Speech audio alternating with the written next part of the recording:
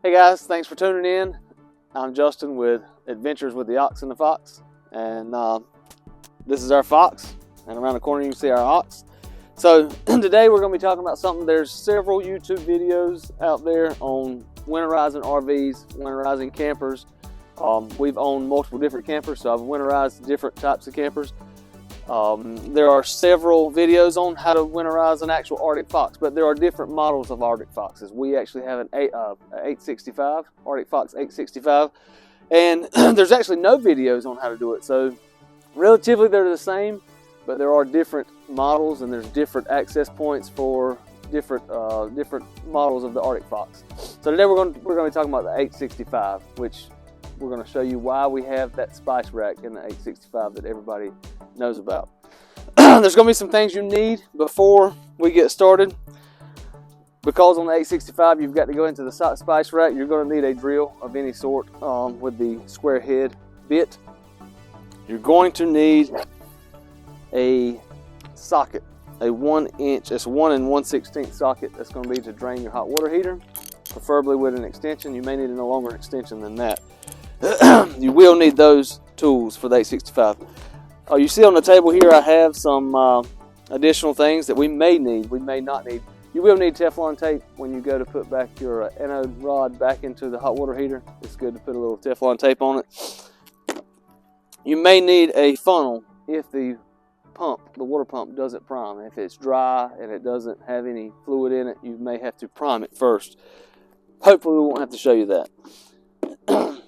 We've got any type of RV antifreeze that is non-toxic. It's safe to put in RVs and or boats. It's non-toxic antifreeze. This is just a brand that we picked up at one of our local automotive stores.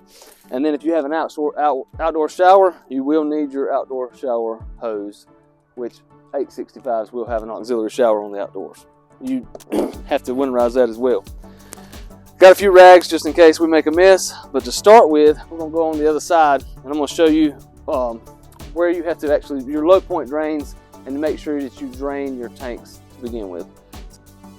So as you can see, I have already pulled some of our stuff out because on a truck camper, especially the 865, storage is at a premium. So all this stuff that I usually have inside of this cabinet, I've already removed because it has to share the same cabinet as the drain lines. If you'll come in a little closer, you can see inside here what we have, what kind of drain lines we have.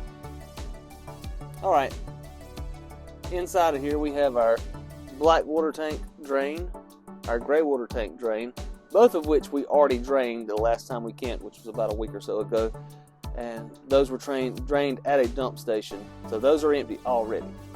Then you have your fresh water tank drain, your hot water low point drain, as well as your cold water low point drains. And what you want to do is you want to go ahead and start draining those water lines. Just open them up and let them all drain.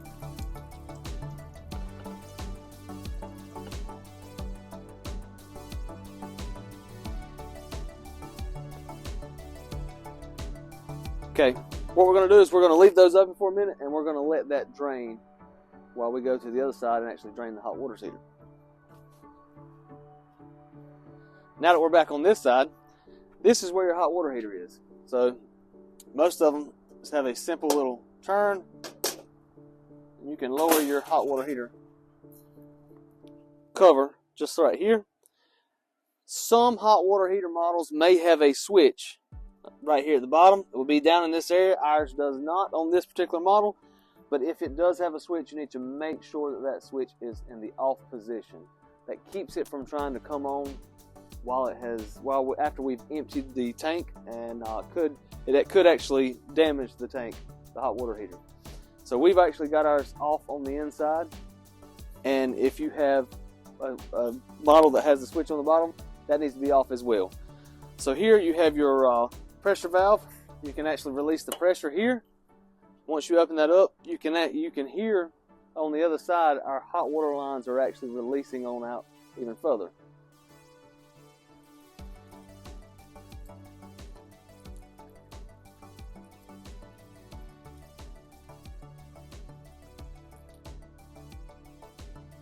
So in essence, opening this pressure release valve actually released that pressure, or it released that vacuum so that the low point drains could finish draining the rest of the hot water tank, hot water lines. Now, what we're going to do is we're going to take our 1/16" socket, we're going to put on this here, and we're going to break this loose and drain this.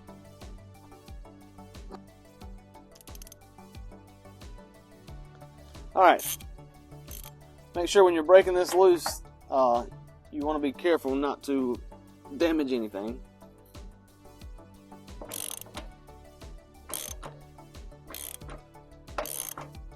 Remember, it's lift to loosen. Also, once this gets to a certain point, and it actually comes out, it's going to should pour water, you know, a couple of feet out and away from the pump here. Just want to make sure you don't get wet.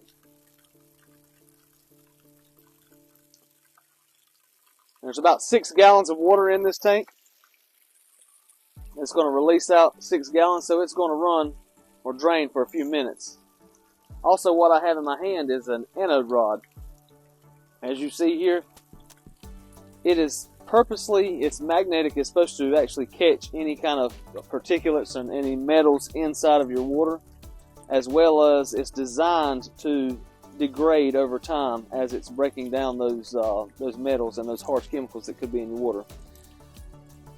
So it's supposed to look like this, and actually it's recommended that I think you change them out at least once a season. This one here looks pretty good. We'll probably run this one next season as well, but we're just going to store it.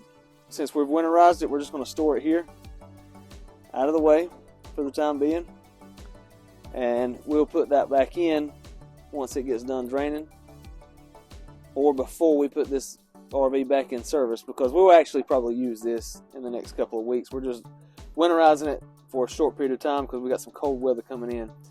But the Teflon tape I showed you in the beginning, simply put that around your threads before you put it back in, just to give a good seal to keep any leaks from happening.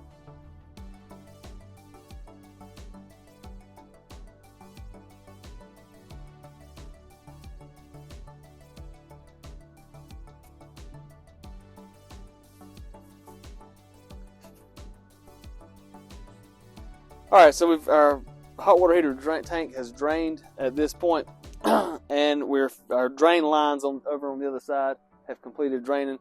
So we're going to close our little pressure release valve here. Just put it back in its original position.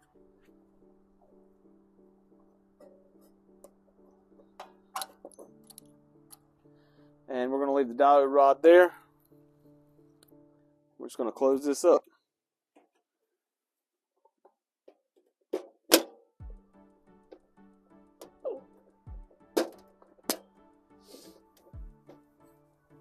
Alright, we'll go around on the other side, and we're going to close our valves back off before we go inside.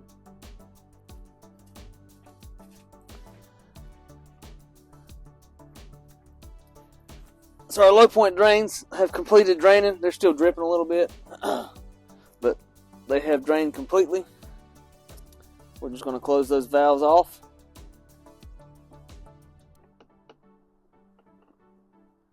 As well as our freshwater tank valve. And we're done inside of this cabinet at this point.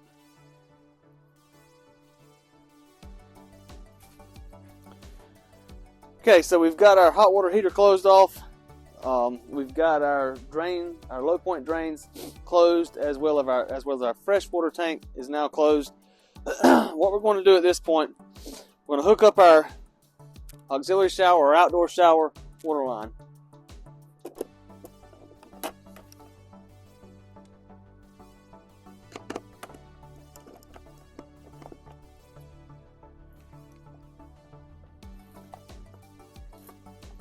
Alright, we're just going to leave that hanging.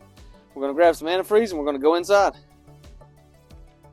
I'm going to grab 2 jugs. It may not even take but one. It may not even take a whole jug, but I got 2 gallons just in case.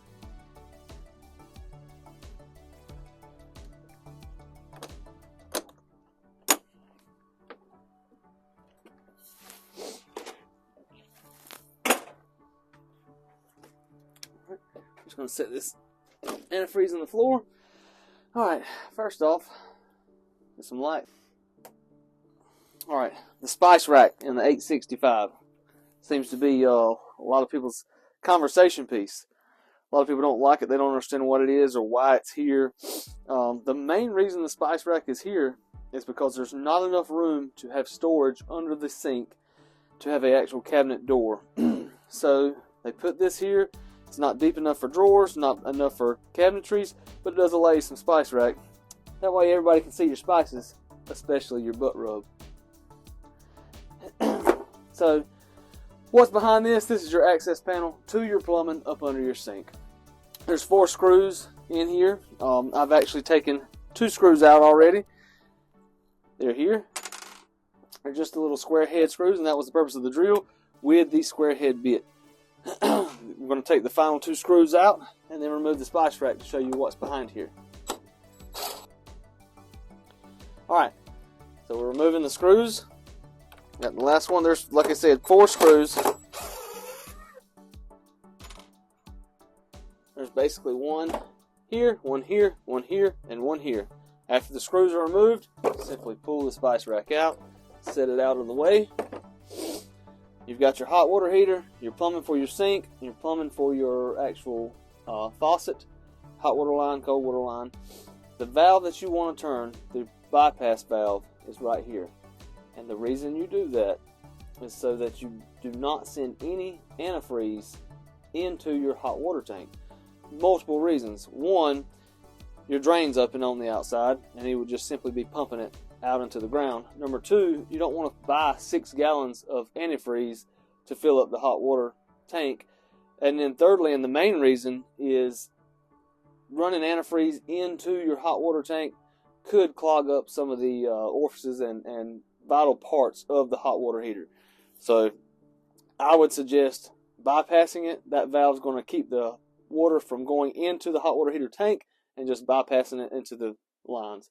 Once you do that, you can put the spice rack back in place. You're actually done with the spice rack at that point. So we're going to screw the spice rack back down. I will say that I'm not sure I like that feature, because eventually every year of winterizing, you're going to wallow these screw holes out. So I would suggest not tightening them down very tight. Just make sure they're snug, because you don't want to wallow this out. This is going to be an every year process, or every time you winterize it process. And over time that's going to get loose, and you're going to have a loose spice rack. Good to go. Alright, next place we're going to have to go is right up under the step. The Arctic Fox 865 has a step up into the bed area. There's a little door, little trap door that opens up. You may not even be able to see it for the carpet, but there is a trap door there. And this is where we're going to find our fuel line. Right inside of that door. And you will have to open your blind. If you notice ours is open here, it's because the door will not open fully without the blind lifted. So the blind's lifted all the way up. You'll find this hose. This hose is for filling or winterizing with your antifreeze. You'll see a little valve down here. At this valve, right now, that is feeding your or pulling from your freshwater tank. You're going to flip that valve straight up, which is in essence now going to make it pull from this line. Alright. Once you get that switched over, we're going to open a jug of antifreeze. We're going to drop it in, just like so. And now we're going to run the pump and hope that it pulls and catches prime.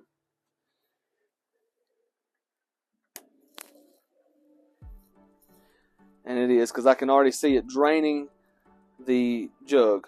And once it primes, which it is now, we can go through and actually run the faucets. But I wanted to tell you, if your water pump does not prime, it's because it's dry. We've drained all the water out of the lines, and so your pump is dry. If your pump will not prime and it's just constantly running and it's not drawing any fluid out of your antifreeze jug, then what you're going to have to do is the funnel that we had sitting outside. You're literally going to put that inside of this. You're going to turn this upright, which this actually might make a mess. You're going to turn this upright like this, stick your funnel in, and you're going to slowly pour antifreeze from the jug into just enough to basically move the air out of the pump and fill your pump with antifreeze.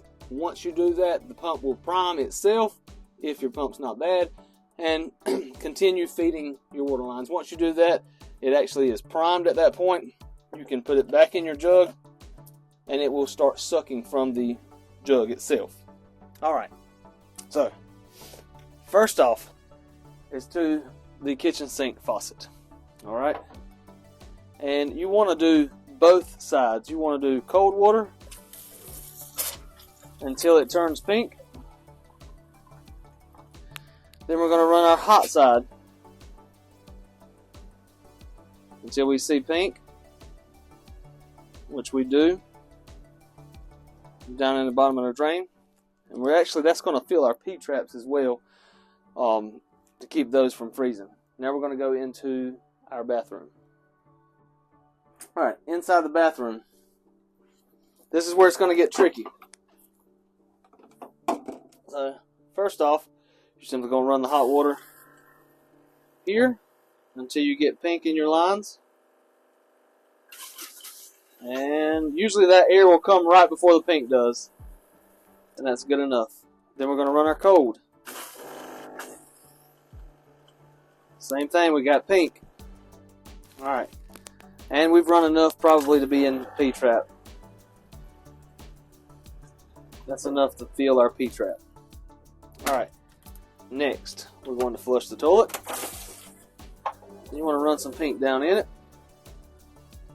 Just enough to cover that seal and to make sure that you've got pink antifreeze in your lines to your toilet. Alright, this is the part that's tricky. You've got to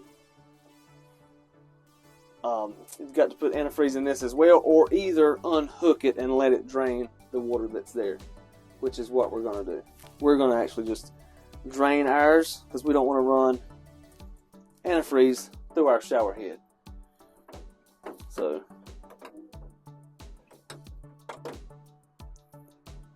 we're just going to let it drain directly into the floor.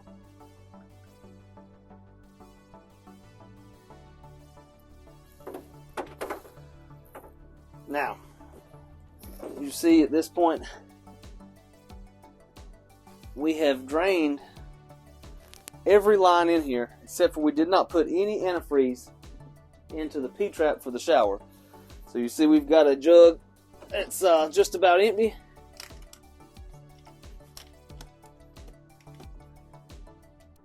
So I'm going to switch my line here to my new jug. Alright, so we've switched our antifreeze jug to our new jug. We've got, not very much left. All we want to do is just put a little bit in the P-trap here for the shower. And we're just going to simply just pour it in. Just to catch that trap with some antifreeze.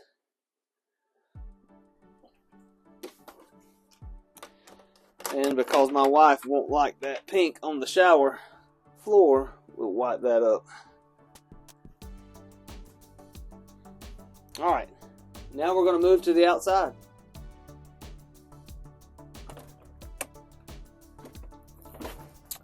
Alright, so we're not quite through. Still got one more point here. We're going to winterize our auxiliary shower. So just like the rest of the faucets, turn your hot water on first. I hear the pump running and it's primed. And then we're just going to, until we get pink. It may take a minute to get that, clear that water out.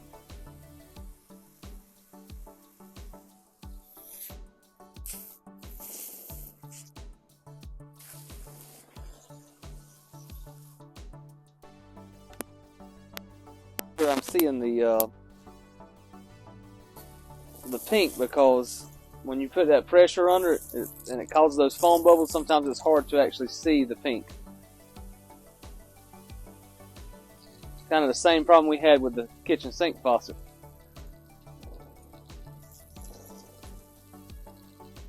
Alright. We're going to turn the cold on and make sure we get all the water out of the cold.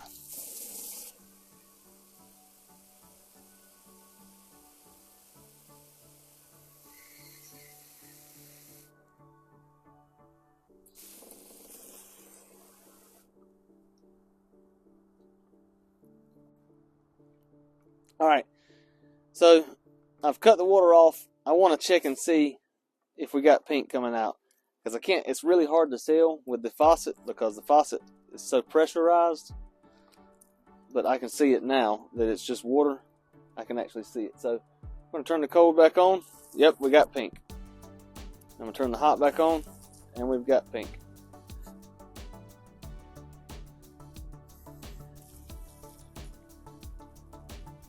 Yep. So sometimes you may have to remove the nozzle because the more pressure you have, the less you're going to be able to tell what color it is because it's got the air bubbles and pressurized water. Alright, so once you've done that, you're going to simply unhook your hose.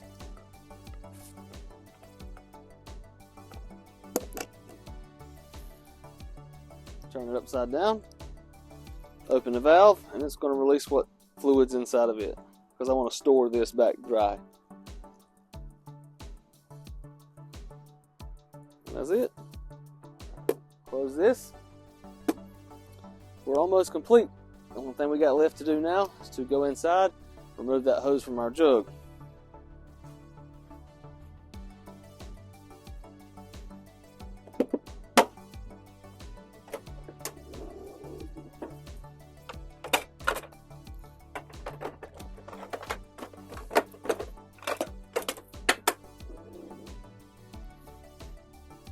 Alright, we're back inside, and as you see, we used roughly 2 jugs, which I wasted a lot of antifreeze.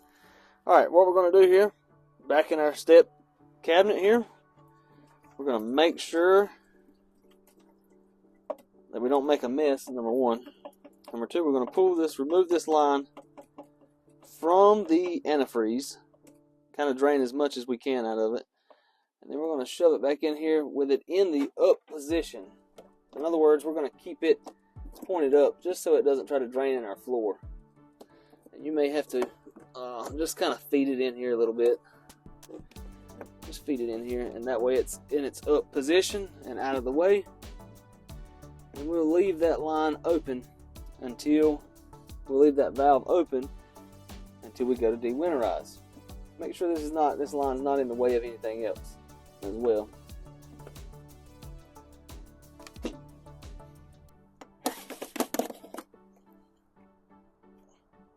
I'll consolidate these, and then we've got one more step. If you're putting your RV up for the storage or putting your RV in storage for the winter, there's one more thing you should do, and that is to make sure that your water pump's off, and you want to cut your propane tanks off. Alright, so as I said, we're almost done. Last thing to check before you put yours up for storage for the winter, check your propane tanks. Make sure that they're off, both tanks.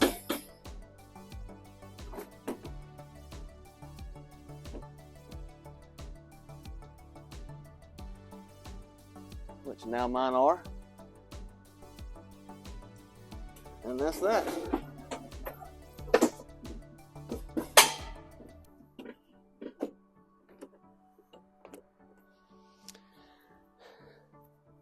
That's going to conclude winterizing an Arctic Fox 865. And if you have any questions or comments, feel free to comment below. Don't forget to hit that like button and also subscribe. Till next time.